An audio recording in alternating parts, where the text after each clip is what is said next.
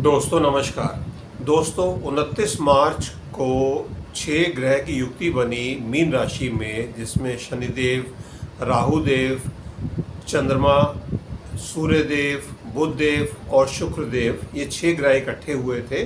और हमने इस बारे में बहुत कुछ कहा सुना कि ये 6 ग्रह की युक्ति देश दुनिया पर नेगेटिव प्रभाव देने वाली है। और उससे ठीक एक दिन पहले ही 28 तारीख को हमने एक विनाशकारी भूकंप देखा जो म्यांमार और थाईलैंड में आया, जिसमें करीबन 2000 लोग हताहत हुए। इसके बाद जब अप्रैल की तारीख आई 22 तारीख, तो हमने पहलगाम का एक हादसा देखा जिसमें 26 इंडियंस को और एक नेपाली सिटीज़न को अपनी जान गंवानी पड़ी ड्यू टू टेररिस्ट अटैक। और उसका विनाशक बदला हमने देखा ऑपरेशन सिंदूर में 7 मई को, जो जिसमें पाकिस्तान के करीबन 300 एक्सट्रीमिस्ट को, टेररिस्ट को ख़त्म किया गया घर में घुसकर, और उनको स्कैल्प मिसाइल और ब्रह्मोस मिसाइल से तो उनका खात्मा किया गया। उसके अलावा पाकिस्तान के 6 जो एयरफील्ड थे, एयर बेसिस थे, उन पे अटैक करके उनको डैमेज किया गया। तो ये ऑपरेशन सिंदूर था। और उसके बाद हमने जून के महीने में 12 जून को एक हादसा देखा। अहमदाबाद में एक प्लेन क्रैश होता है और उसमें जितने भी यात्री होते हैं और जहाँ पर वो प्लेन गिरता है वहाँ पर जो स्टूडेंट्स होते हैं, करीबन 300 लोग हताहत होते हैं। तो ये कुछ नेगेटिव प्रभाव है जो ये 6 ग्रह की युक्ति बनी थी 29 मार्च को मीन राशि में। बट अब जो इंटेंसिटी है जो ये हादसों की, वो जुलाई में बढ़ने वाली है। तो जुलाई में किस तरह से ग्रहीय परिवर्तन हो रहे हैं और हमें दुनिया क्या दिखाने वाली है या ग्रह हमें क्या संदेश दे रहे हैं, आइए जानते हैं हम आज के एपिसोड में। तो बने रहे हमारे साथ आज के एपिसोड में।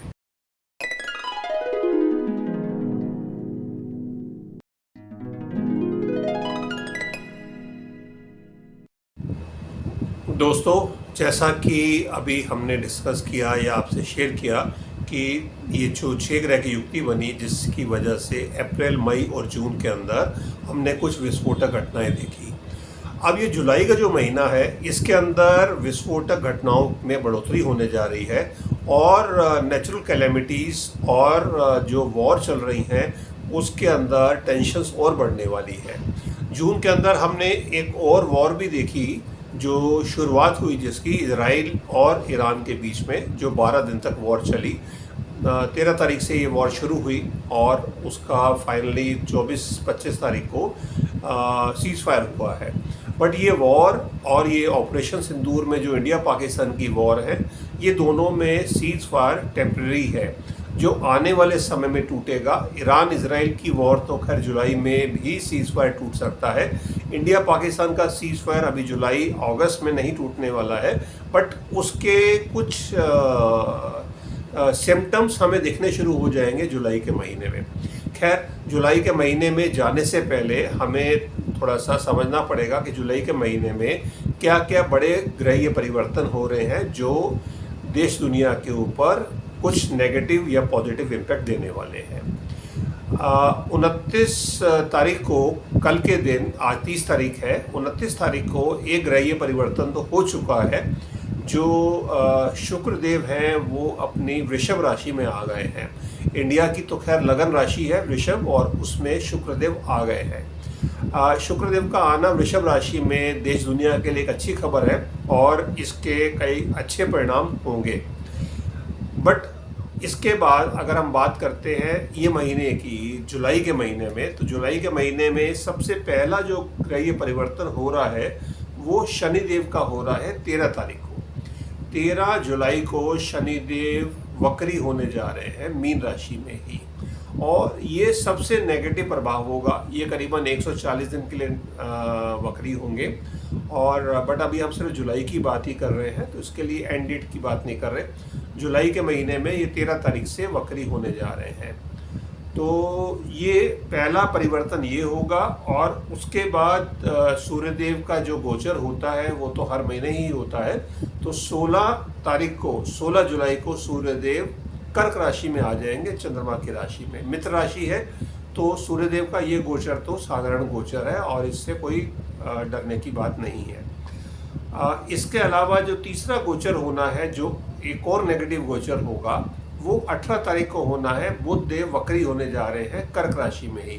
बुध देव अभी भी कर्क राशि में ही है, जो 22 तारीख को आ चुके हैं, 22 जून को, और वो अच्छा ही प्रभाव दे रहे हैं अभी तक, और जिसकी वजह से शेयर मार्केट में भी एक रिवर्स गियर लगा और मार्केट ऊपर गई है। और अभी भी मार्केट में पॉजिटिवनेस ही रहेगी इस वजह से। भले ही आज 30 तारीख को जो हमने प्रेडिक्ट किया भी था कि मार्केट में प्रॉफिट बुकिंग आएगी, और मंडे को बखूबी प्रॉफिट बुकिंग आई भी है, बट कल से ट्रेंड वापस पॉजिटिव हो जाएगा। तो ये सब है। और इसके अलावा जो अगला ग्रहीय परिवर्तन होना है, बुध वक्री है, और उसके बाद जो अगला ग्रहीय परिवर्तन होना है वो शुक्र देव का है, जो 26 तारीख को मिथुन राशि में चले जाएंगे। 26 जुलाई को मिथुन राशि में जाएंगे। वो भी उनके मित्र की राशि है, बुधदेव की राशि है, और वहाँ पर भी वो पॉजिटिव प्रभाव ही देंगे।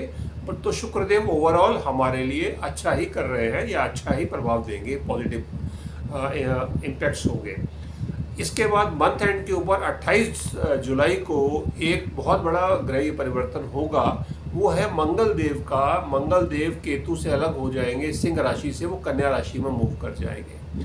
ये नेगेटिव प्रभाव जो चला आ रहा है, जिसकी वजह से हमने जो काफ़ी प्लेन ग्राउंडेड होते देखे, या जो अहमदाबाद का प्लेन हादसा हमने देखा जिसमें करीबन 300 लोगों की डेथ हुई, ये सब केतु और मंगल के प्रभाव की वजह से ही हो रहा है।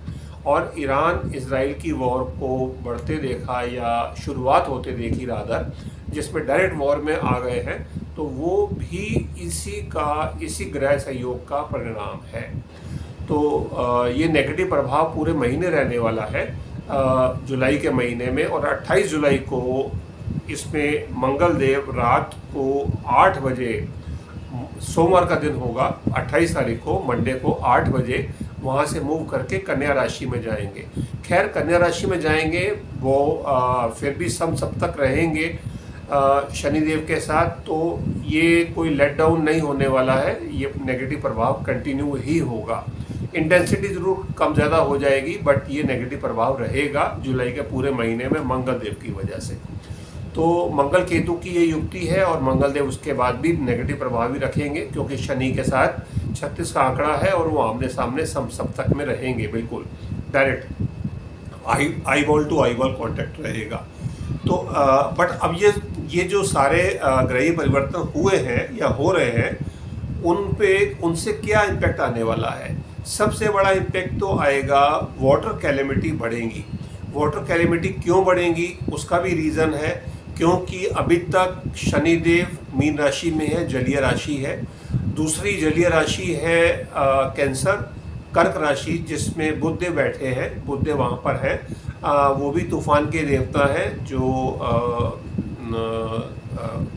टॉर्नेडोज आते हैं या साइक्लोन आते हैं, वो बुधदेव के अधीन की चीज़ें हैं।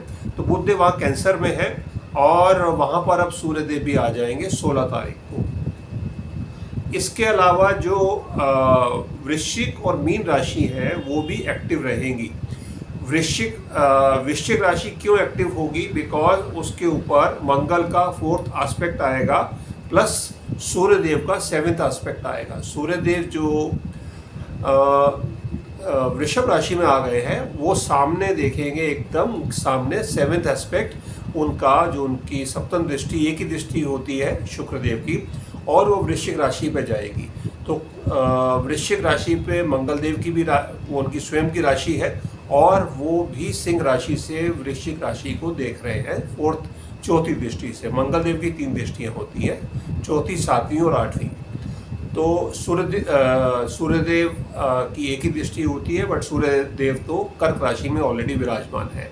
तो इस हिसाब से कर्क राशि, वृश्चिक राशि और मीन राशि, तीनों जलीय राशि एक्टिवेट रहेंगी, जिसकी वजह से जल त्रासदी बढ़ेगी, जिसकी वजह से आप ये देखेंगे अतिवृष्टि होगी, काफ़ी लोगों की जान जाएगी, काफ़ी लोग हताहत होंगे। तो ये मेरा एक मशवरा है, सावधानी है कि आप इस महीने पहाड़ों पे यात्रा ना करें, समुद्र के किनारे आप ज़्यादा आगे तक ना जाएं, बिकॉज़ इसमें जलीय त्रासदी का खतरा है और किसी भी तरह की सुनामी, अर्थक्वेक और सुनामी पानी के अंदर आ सकती हैं, कोई वोल्केनो इरप्शन भी हो सकता है। तो ये इस महीने के लिए प्रेडिक्शन है, तो ये आप सबको ध्यान में रखना है।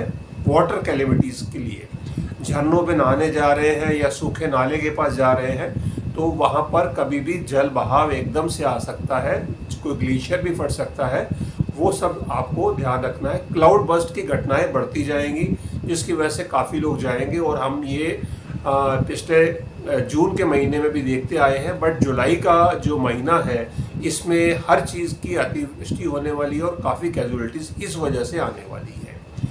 इसके अलावा जो अर्थक्वेक हमने बात कर ही लिया है, तीसरी प्रेडिक्शन जो बात की है वो है वॉर इंक्रीज होंगी ड्यू टू शनिदेव वक्री होने, शनिदेव के वक्री होते ही 13 तारीख के बाद और वैसे भी वो 4 दिन पहले स्टेशनरी हो जाएंगे, तो आप समझिए 8-9 तारीख के बाद से ही जो वॉर है वर्ल्ड के अंदर, ग्लोबल लेवल के अंदर, जो यूरोप में वॉर चल रही है जिसमें अभी रशिया यूक्रेन ही है और बाकी नेटो कंट्रीज़ इनडायरेक्ट सपोर्ट दे रहे हैं, ये वॉर बढ़ते दिखती है।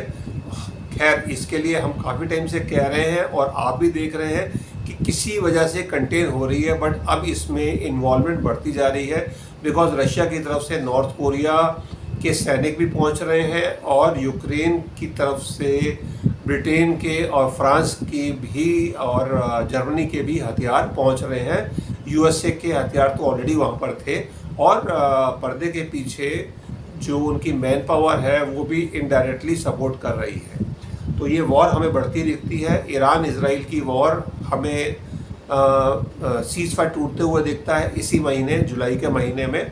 और इसके अलावा आप एक चीज़ जो बहुत ज़्यादा नोटिस में नहीं आ रही है, गाज़ा की वॉर विनाशक हो गई है। जब से सीज फायर हुआ है 23-24 तारीख में, 24 तारीख जून की सीज फायर होने के बाद आज 30 तारीख है, पिछले 6 से 7 दिनों के अंदर गाज़ा के अंदर ब्रूटल किलिंग हो रही है।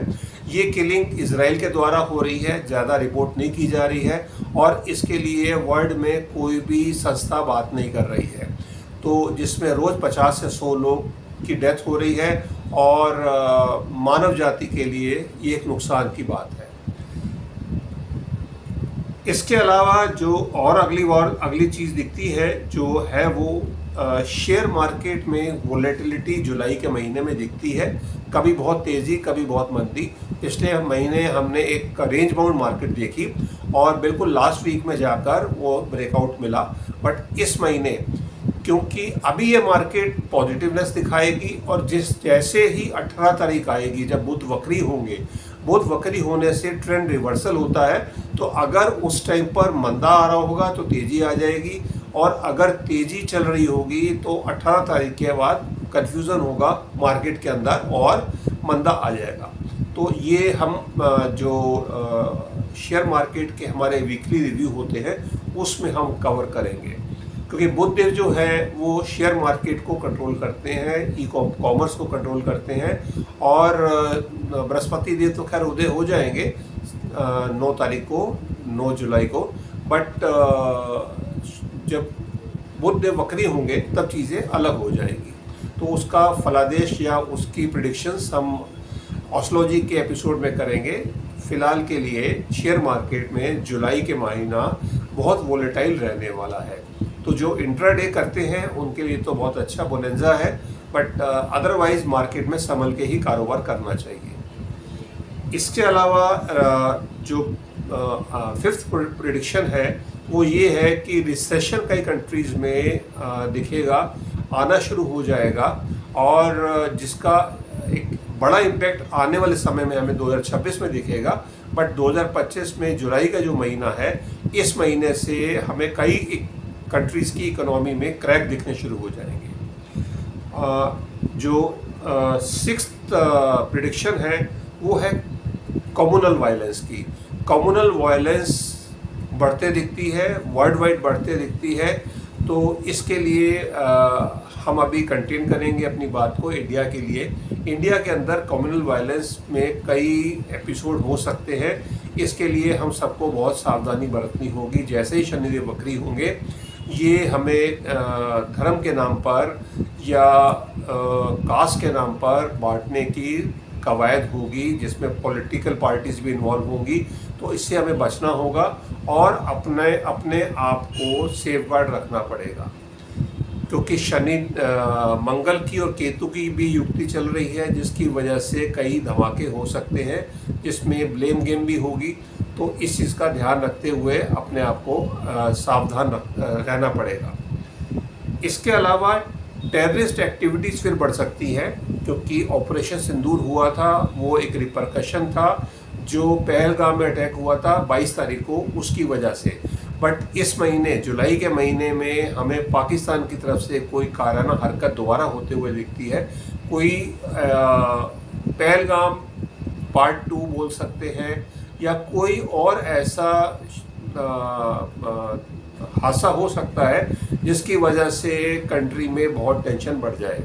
तो इसके लिए हम सबको बिल्कुल ध्यान रखना होगा, क्योंकि ये शनिदेव के वक्री होने से और मंगल और केतु की जो युक्ति बनी हुई है, और उधर से बुध वक्री हो जाएंगे, तो ये सब नेगेटिव प्रभाव हमें 13 तारीख के बाद ज़्यादा दिखेगा। तो इसका हमें खास ध्यान रखना होगा। तो ये टेररिस्ट एक्टिविटीज़ बढ़ते हुए दिखती हैं। इसके साथ ये प्रेडिक्शंस है हमारी। तो ये जो 6-7 प्रेडिक्शंस है, इसको हम रिव्यू करेंगे जब 30-31 जुलाई को हम बात करेंगे कि जुलाई का महीना किस तरह से गया है। तो कुल मिलाकर सब तरफ से जुलाई के महीने में हमें कैजुअलिटीज़ ज़्यादा दिखती हैं। कोई मास लेवल के ऊपर कोई बड़ा हादसा भी दिखता है, जिसको हम बड़ी सुनामी या अर्थक्वेक देख सकते हैं, जिसमें हज़ारों लोग हताहत हों या उनको नुकसान हो। तो फिंगर क्रॉस्ड, हम सब यही चाहेंगे कि इस तरह के कोई हादसे ना हो, बट होने को कोई टाल नहीं सकता है। और जो प्लैनेट्स इंडिकेट कर रहे हैं, वो कोई बहुत बड़ी हादसा होने की तरफ इशारा कर रहे हैं। तो जल त्रासदी हो सकती है, अर्थक्वेक हो सकता है। तो इससे हम सबको सजग रहना होगा। ये कहते हुए मैं अपनी वाणी को विराम देता हूँ। भारत माता की जय। जय हिंद।